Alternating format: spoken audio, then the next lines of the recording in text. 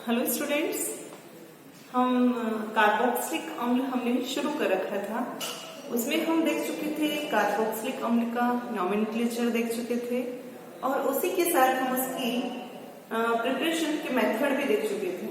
और हमारी क्लास में चल रहा था उसकी केमिकल रिएक्शंस कि कौन कौन सी केमिकल रिएक्शंस यहाँ शो होती है। ठीक है, तो इसी क्रम में हम पढ़ चुके थे एमाइडों का संश्लेषण कि कार्बोक्सिलिक अम्ल से एमाइड कैसे बनते हैं कि हम देख चुके थे। आज हम देखेंगे कि कार्बोक्सिलिक अम्ल की किससे रिएक्शन करवाएं और वो कैसे रिएक्शन संपन्न होती है कि उससे एस्टर का निर्माण हो जाता है।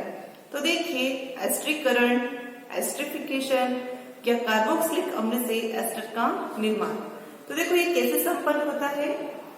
तो जब कार्बोक्सिलिक अम्ल की रिएक्शन हम अल्कोहल से करवाते हैं तो हमें क्या मिलता है, एस्टर मिलता है और क्या निकल जाता है, यहाँ पर जल निकल जाता है।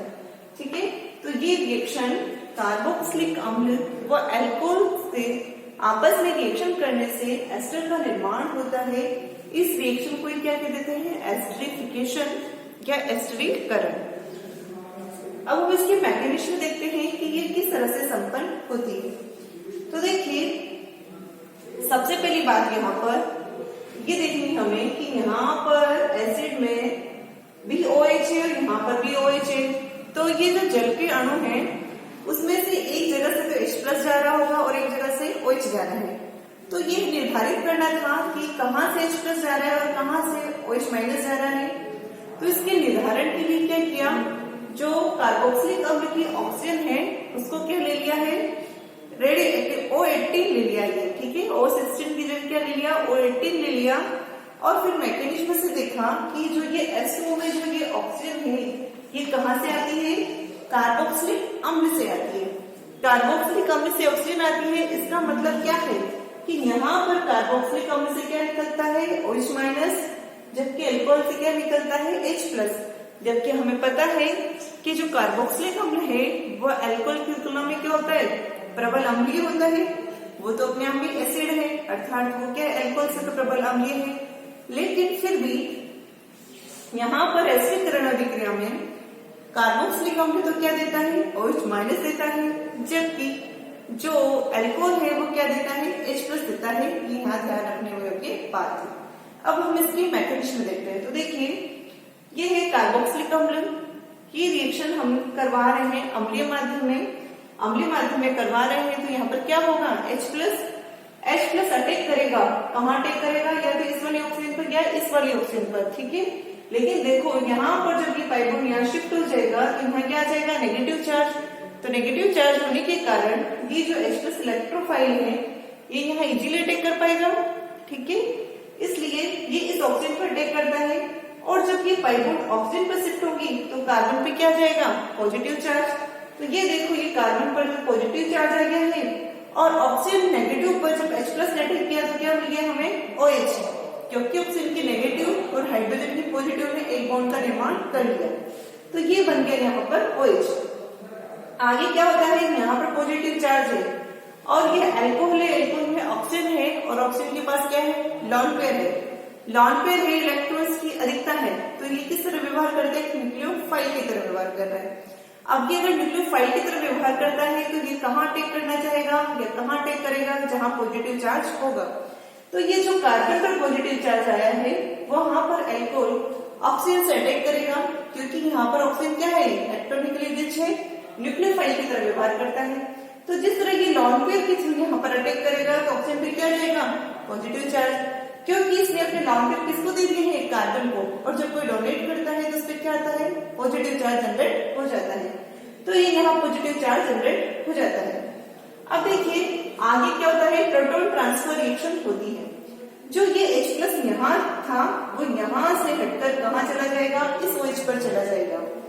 यहाँ से H+ जाएगा तो ऑक्सीजन के पास क्या हो जाएंगे, बॉन्ड की इलेक्ट्रॉन रह जाएंगी, इसलिए इसका पॉजिटिव चार्ज क्या हो जाएगा, न्यूट्रल हो जाएगा। ठीक है, और ये जो H+ यहाँ ऑक्सीजन पर OH पर जाकर जुड़ेगा तो ये यहाँ OH पर जाकर जुड़ रहा है, किससे जुड़ेगा, वो लॉन पेयर के द्वारा अपने बॉन्ड का निर्माण करेगा, इसलिए ऑक्सीजन पे क्या आ जाएगा, पॉजिटिव चार्ज आ जाएगा, आएगा।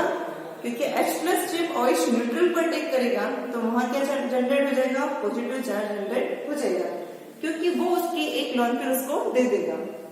आगे देखिए ये OH2 क्या करेगा, ये बॉन्ड के इलेक्ट्रॉन लेके निकल जाएगा किसके रूप में, H2O के रूप में।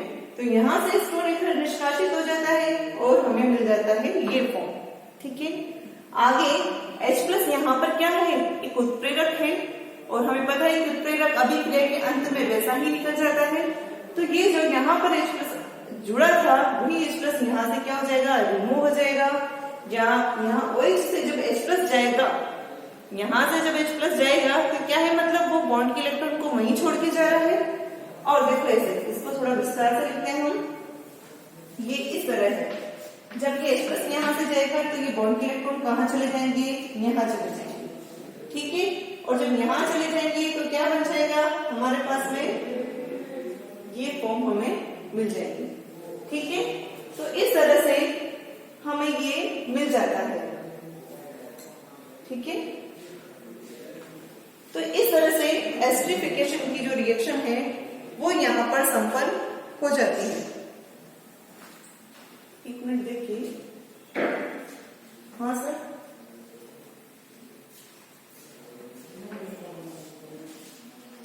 यहाँ से जब H2O जा रहा है तो ये लॉन्ग पेयर लेके जा रहा है, हमने देखा। जब यहाँ लॉन्ग पेयर लेके जाएगा तो कार्बन पे क्या जनरेट हो जाएगा, ये पॉजिटिव चार्ज जनरेट हो जाएगा। और यहाँ पॉजिटिव चार्ज जनरेट होगा, यहाँ से H+ रिमूव होगा तो ये 5 बॉन्ड सिंगल बॉन्ड के इलेक्ट्रॉन यहाँ चले जाएंगे और ये पॉजिटिव और ये नेगेटिव दोनों क्या करेंगे, बॉन्ड का फॉर्मेशन कर लेंगे। ठीक है, तो इस तरह से एस्टरिफिकेशन की रिएक्शन संपन्न होती है। क्या मना रही है, क्या मना रही है?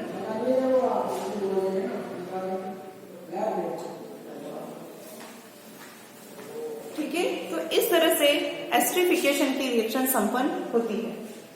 अब हम देखेंगे कि कार्बोक्सिलिक अम्ल से जो एसिड हैलाइड होते हैं उनका निर्माण कैसे होता है। ठीक है, एसिड हैलाइड का निर्माण कैसे होता है, तो देखिए एसिड हैलाइड के संश्लेषण की अवधि।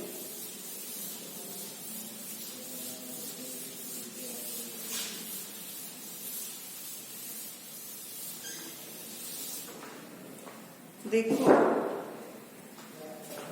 एसिड हैलाइड का निर्माण,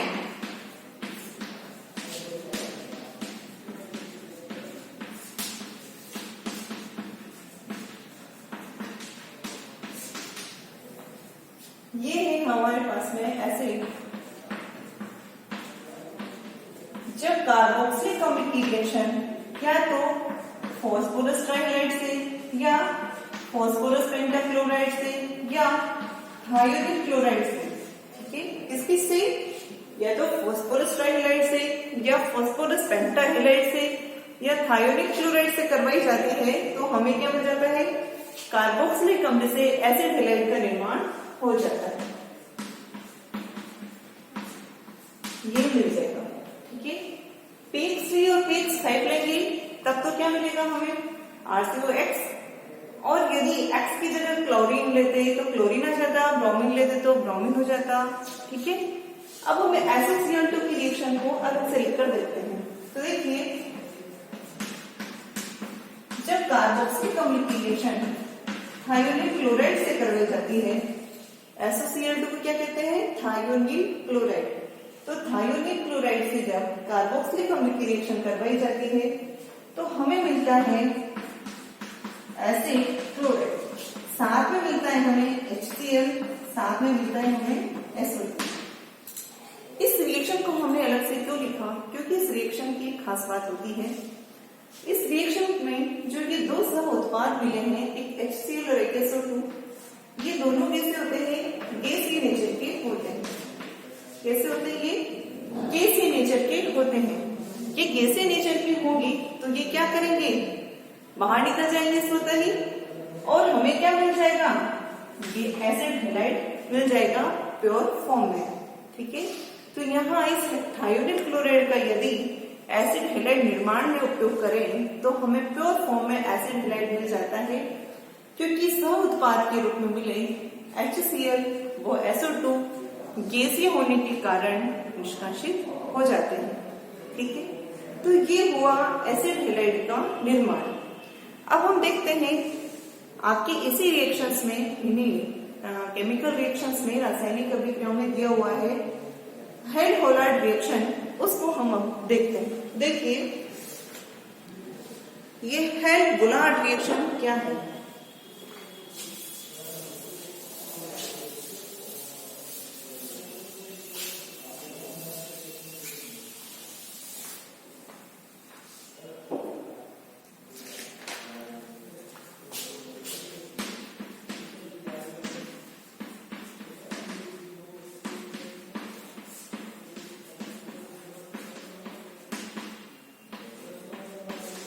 हेल्ड होलार्ड अभिक्रिया, इस अभिक्रिया में क्या होता है, कार्बोक्सिलिक अम्ल की रिएक्शन फास्फोरस की उपस्थिति में या फास्फोरस हैलाइड की उपस्थिति में जब ब्रोमीन या क्लोरीन से करवाई जाती है तो अल्फा हेलो अम्ल हमें प्राप्त होता है।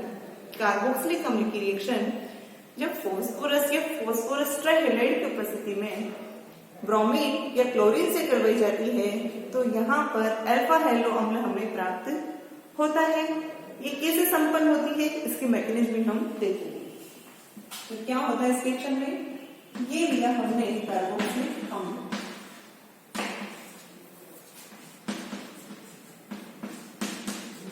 ठीक है, इसकी रिएक्शन करवाएंगे हम फास्फोरस को हैलाइड के प्रेजेंस में, तो यहाँ पर हमें अल्फा हेलो अम्ल प्राप्त होता है। अल्फा हेलो अम्ल कौन से, जहां अल्फा पोजीशन पे क्या जुड़ा हो, हैलाइड जुड़ा हो, उसे अल्फा हेलो कहा जाता है। अब इसके मैकेनिज्म की बात करते हैं। तो देखिए जब इसकी रिएक्शन ये फास्फोरस के साथ में माना क्लोरीन से करवाई जाती है तो क्या होता है, हमें प्राप्त होता है ये।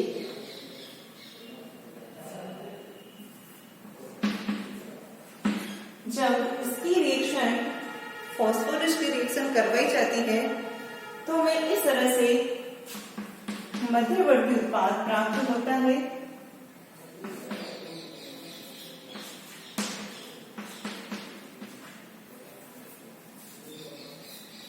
ये उत्पाद हमें प्राप्त होता है।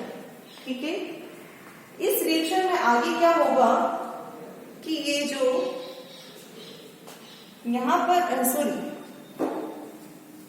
सॉरी यहाँ पर हमें ये मध्यवर्ती उत्पाद नहीं मिलता है, ये मिलता है। ठीक है, अब देखो यहाँ पर हमें क्या मिला है, एक तरह से ये कीटो फॉर्म है। इस कीटो फॉर्म को हमें इनोल फॉर्म में कन्वर्ट करना है। तो कीटो फॉर्म को इनोल फॉर्म में कन्वर्ट करने के लिए क्या होती है, चलावलता होती है। जहां पर जो है अल्फा हाइड्रोजन है ये कहाँ ट्रांसफर हो जाएगा, यहाँ पर, और ये पाई बॉन्ड कहाँ चला जाएगा, यहाँ पर। तो हमें इस तरह से इनोल फॉर्म प्राप्त हो जाती है। देखो कैसे,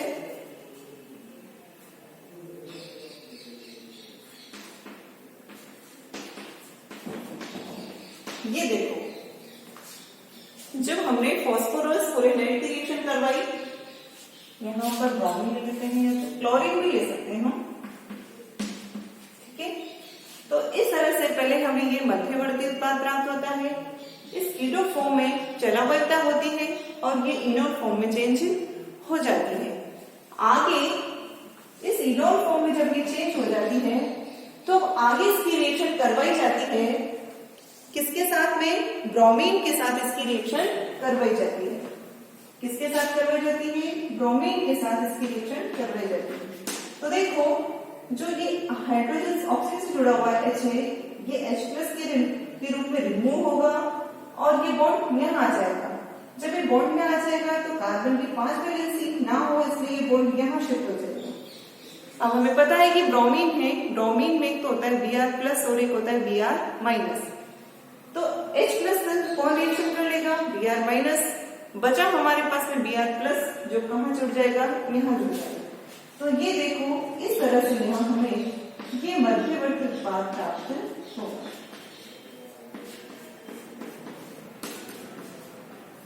ठीक है, आगे हम इसकी रिएक्शन करवाएंगे, इसका हम जलयोजन करेंगे तो यहाँ से HBr हट जाता है और उसी के साथ में हमें इस तरह से अल्फा हेलो अम्ल मिल जाता है।